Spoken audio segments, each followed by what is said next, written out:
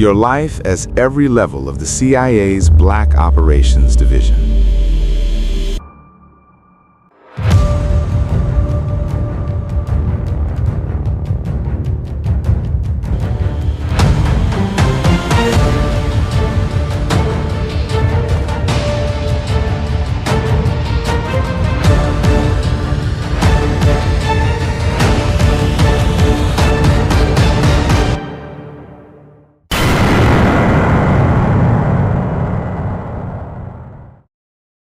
The envelope arrives on a Tuesday.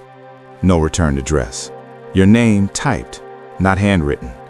Inside, a single card with a phone number and 3 words. Don't call twice, you call once. That's how it starts. Level 1, the selected. You don't apply for this, you're found. Someone has been watching you for longer than you know. Your psych evaluations from the Army, your language scores, the way you handled the incident in Stuttgart that got buried 3 levels above your pay grade. They read everything. They decide before you even know there's a decision to be made. The first meeting happens in a conference room with no windows, in a building you were told is a contractor facility for the Department of Defense. The man across from you has no business card. He asks you 4 questions. You answer 3 of them honestly. He nods, like that's exactly right. You sign documents you're not allowed to read in full. You initial 17 pages. You're told that what you're agreeing to doesn't legally exist in the form you're signing it, which is how they protect both of you. You don't fully understand that sentence. You sign anyway. Your life as you knew it gets a quiet, official ending. Your bank account receives $4,200 from a logistics company registered in Delaware. Your first week of orientation takes place in a basement in Northern Virginia, where the fluorescent lights hum just slightly too loud and the coffee is always burnt, and nobody ever tells you their last name. You sleep 6 hours a night. You run 5 miles every morning before dawn. You sit in rooms and learn how to read people, read rooms, read silences. You're not an asset yet. You're not an officer yet. You're a question they haven't finished asking. You tell yourself this is temporary, that this is just training, that once you get through this part, things will become clearer. They don't tell you yet that clarity is the first thing this job takes from you. Level 2, the apprentice. Your handler's name is Renner. That's probably not his real name. You stop caring about that around week 3. Renner teaches you the architecture of a lie, not just how to tell one, how to build one so that the truth fits inside it like furniture fits a room. The lie is the structure. The truth is just decoration. Your first assignment is low risk, low visibility. A city in Eastern Europe. You're told to make contact with a man who teaches economics at a university and has dinner every Thursday with a mid-level official from the Defense Ministry. You're not extracting anything. You're not turning anyone. You're just watching, logging, building a picture. You spend 11 days in a cold apartment above a pharmacy. You drink bad wine and eat takeout and sit by the window with a long lens and a notebook. You watch the professor. You note the times, the body language, the vehicles outside the restaurant. Nothing dramatic happens. That's the point. You file your report. Renner reads it in 4 minutes and says, "Good. 1 adjustment." He circles a single line where you wrote that the professor seemed nervous. He crosses it out and writes, "Displayed elevated vigilance." Seem is your interpretation. Displayed is observable. We deal in observable. That distinction will stay with you for the rest of your career. On the flight home, you realize you spent 11 days watching a man who will never know you existed. You affected nothing. You recorded everything. And somewhere above your level, someone made a decision based on what you wrote, and you'll never know what that decision was. You tell yourself this is fine. You almost believe it.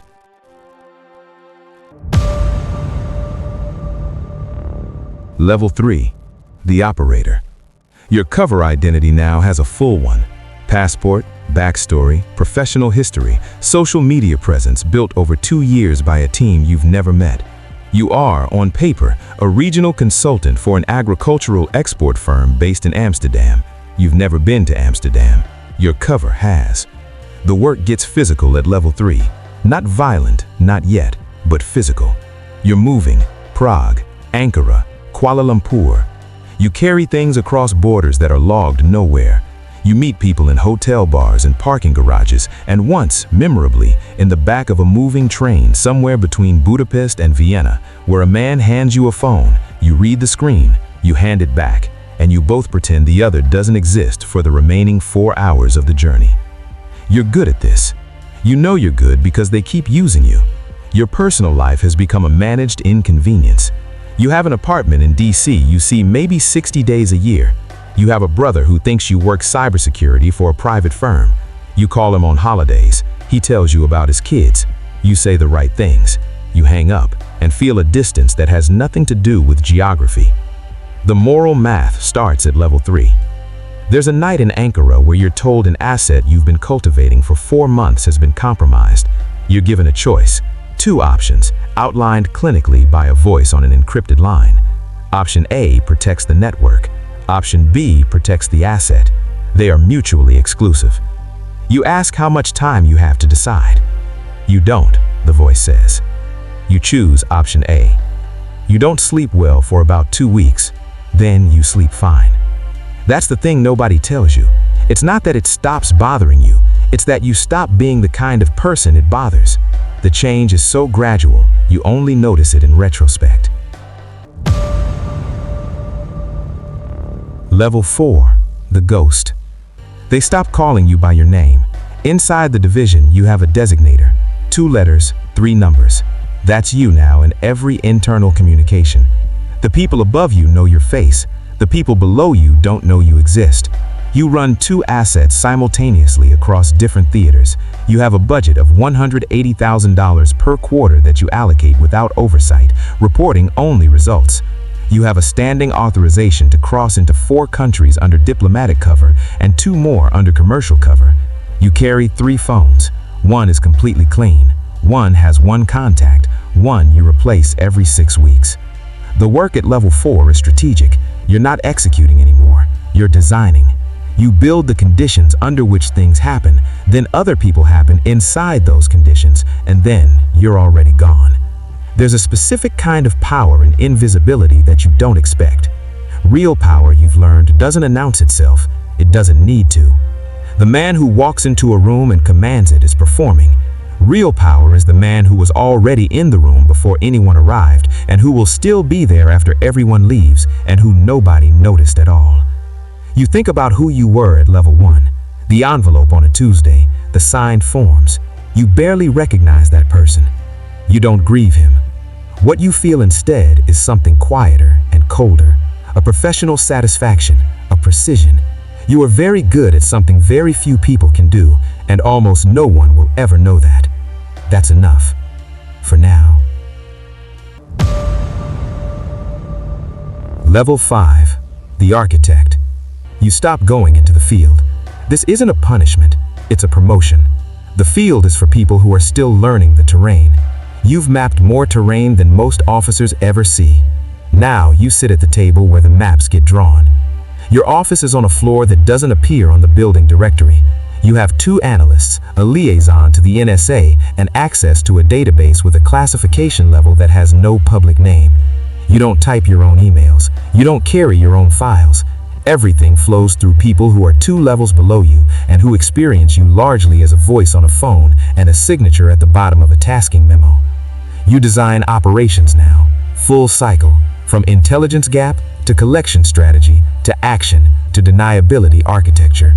You think in systems, you think in contingencies, you think 3 moves ahead, and you keep your 4th move to yourself. The loneliness at level 5 is professional, not personal. You're surrounded by people all day, meetings, briefings, secure video calls with counterparts in allied services, but none of them see the whole picture you're seeing. Everyone at this level operates in controlled, partial visibility, including you. You only know your quadrant of the sky. You've made peace with that. What you haven't made peace with, though you'd never say this, is the realization that the operations you design are clean in concept and complicated in consequence. People's lives get redirected by what you write in a memo. You approved an operation last quarter that resulted in a man being arrested in a country with a prison system you know about in enough detail to understand what that means for him. He was guilty of what he was accused of. That's not the issue. The issue is that you feel nothing about it, and you can't tell anymore if that's a feature or a cost. Level 6, the Senior Shadow. At level 6, you have a title that means nothing on paper and everything in practice. You're not officially a deputy director. You don't sit in a publicly acknowledged organizational chart. You are, on record, a senior advisor to an interagency working group. What that means is that 3 deputy directors call you before they make certain decisions, and none of them admit to doing so. The secretary of something, you've had this conversation with 3 different secretaries of 3 different things, knows your designator and has standing authorization to reach you directly. You have attended 2 National Security Council briefings in which you were not acknowledged as present. That's where real authority lives, not in the title, in the room. You know things at level 6 that would restructure public understanding of multiple world events. Not because governments are evil, that's a naive framing, but because the world is managed. It's always been managed. Someone has always been in the room making the calculations that the public never sees, because the public, given those calculations, would not handle them well. You've decided this is true. You've built your entire value system around it. Your family, to the extent you still have one in any functional sense, knows you as a man who works long hours in national security. Your ex-wife described you once as completely present in your body and completely absent everywhere else. You didn't argue. You went for a run that evening, 8 miles. You didn't think about what she said. You thought about a problem you were working on. You solved it by mile 5. Level 7, the Unnamed. There are 7 people in the world who know your full operational history. One of them is you. You've been in this division for over 2 decades now. You've outlasted 4 directors, 2 administrations, 1 major reorganization, and a congressional investigation that got within 16 documents of touching something with your name on it and then stop. You are, at this point, a load-bearing wall inside an institution that couldn't remove you without understanding everything you know, and nobody has that clearance, not entirely. That's not an accident. At level 7, the currency isn't money, it isn't rank, it's irreplaceability. You've made yourself structurally essential in ways that are distributed across enough systems that your removal would create cascading problems nobody wants to explain. You operate with almost no oversight because the oversight structure was partially designed by you. You don't experience this as corruption, you experience it as engineering. The cost is a kind of complete solitude, not loneliness exactly. You've forgotten what loneliness feels like. It's something more architectural. You have constructed yourself so thoroughly around function that the personal has become theoretical. You know this. You've known it for years. There are quiet moments, 3 a.m., the office empty, a glass of water on your desk, when you try to remember what you wanted before this, before the envelope on a Tuesday, before Renner's red pen and the cold apartment and the man on the train. You remember the shape of a feeling, but not the feeling itself. You turn back to the screen. There's always more work. Level 8, the architecture itself. You are no longer a person who works in the system. You are part of what the system protects. There's no ceremony for this, no moment when someone tells you you've reached it. You realize it slowly, the way you realize it's winter, not from a single cold day, but from an accumulation of evidence over time. The evidence is this: decisions get made and you were the reason, but your name is nowhere. Operations run and succeed and get filed and processed, and nobody traces them back to you because the trace was designed by you to stop before it gets there. You are, in the vocabulary of the institution, foundational infrastructure. You have a medical profile known to 2 doctors who work for the agency and one who doesn't, and who is paid through a corporate structure in Liechtenstein and who has never treated anyone else. You have 3 residences, one known, one operational, one that exists in a category between those 2 with no good name. You have resources that wouldn't survive public scrutiny and couldn't be legally explained, and which you justify to yourself not with rationalization, but with silence. You stopped explaining yourself to yourself years ago.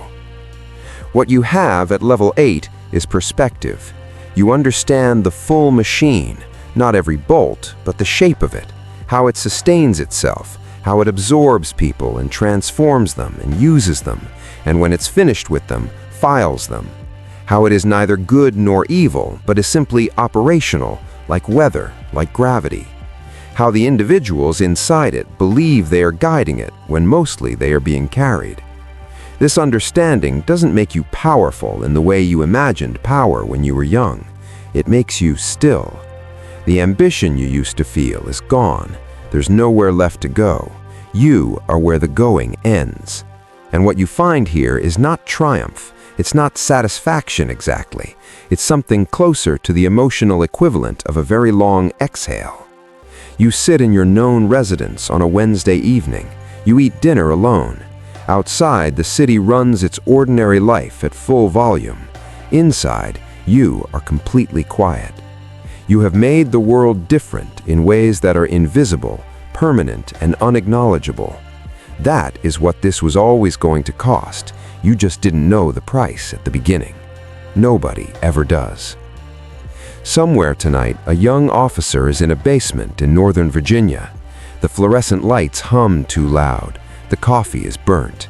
He just signed something he didn't fully read. He thinks this is the beginning of something he will come to understand. He thinks clarity is waiting for him somewhere further in. He has no idea what he is becoming, but he will. They always do.